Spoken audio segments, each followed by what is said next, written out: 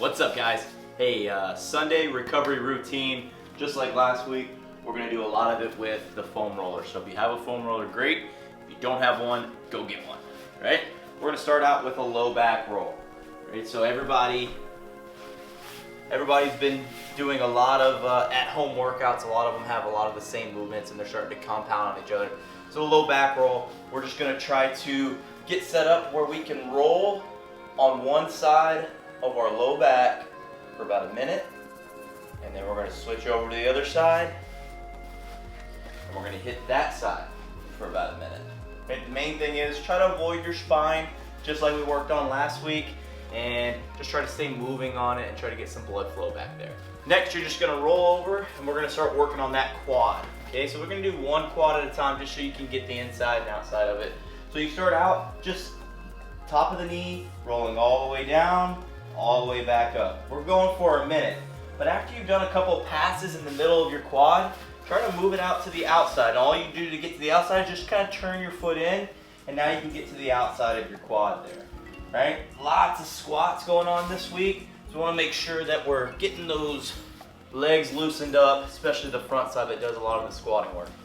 Then we're just going to move up our leg a little bit to our glute, just like last week. So on the glute, we sit on it on our side, we cross our leg over, and now we're working that upper outside hip. Again, a minute on each side, working back and forth. If at any point on this, you feel a hot spot, you feel a part that actually hurts, right? Just stop on it. Wait for that hot spot to kind of turn to pressure rather than just pain, right? And then lastly, this is one that's gonna be pretty painful from this week's workouts, right? That's gonna be the adductor roll.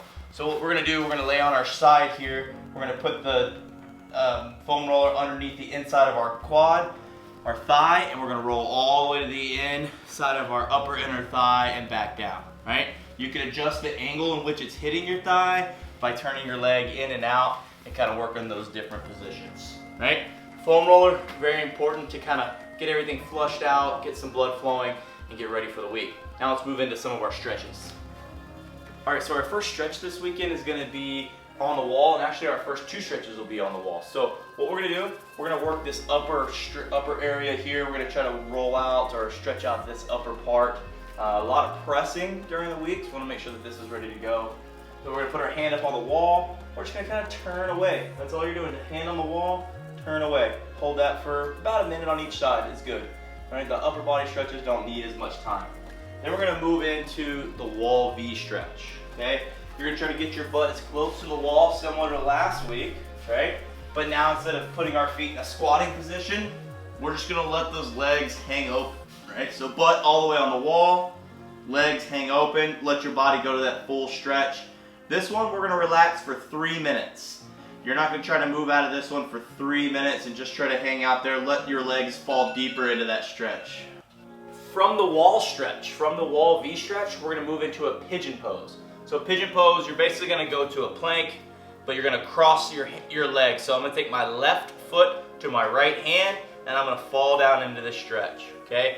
You should feel the stretch here through your hip and not in your knee. So make sure that your shin is appropriately pointed in the right direction. Ideally, this foot would be more perpendicular here, right? But you have to go with what you're flexible with and where you feel it best. This keeps the pressure off my knee and makes me feel it in my hip. I'm gonna hold it 2 minutes on each side. 2 minutes on each side. Okay, from the pigeon pose, we're gonna move into kind of like this dragon modification with a twist, right? So dragon, like we did last week, we're just kind of dropping the hip forward, so we're feeling it here, letting our body kind of sink. Only difference is now this week, we're gonna grab our foot and we're gonna kind of twist with it, right? Put your hand on the ground if you need to, hold on to your knee, whatever you need to do, just kind of find a balance point there. We don't want to spend too much time there just because that does apply a lot of pressure down to your knee, maybe 1 to 2 minutes on each side, but you'll feel a pretty good stretch through your quad, through your hip, and maybe even feel some balance burning in that front leg. The last position, we don't have to change much, so we're just basically going to take that dragon pose and we're going to roll that foot to the outside and we're just going to push. You're going to push out. We're going to hold this one for a minute on each side just to kind of finish it up. The main thing about our Sunday recovery is this isn't a fancy video. There's nothing fancy about it. Just go out, watch TV, sit in the garage, whatever you need to do, go and just kind of recover, relax, feel the stretches, feel the stuff, take the day off, and then get ready for working out on Monday. We'll see you tomorrow.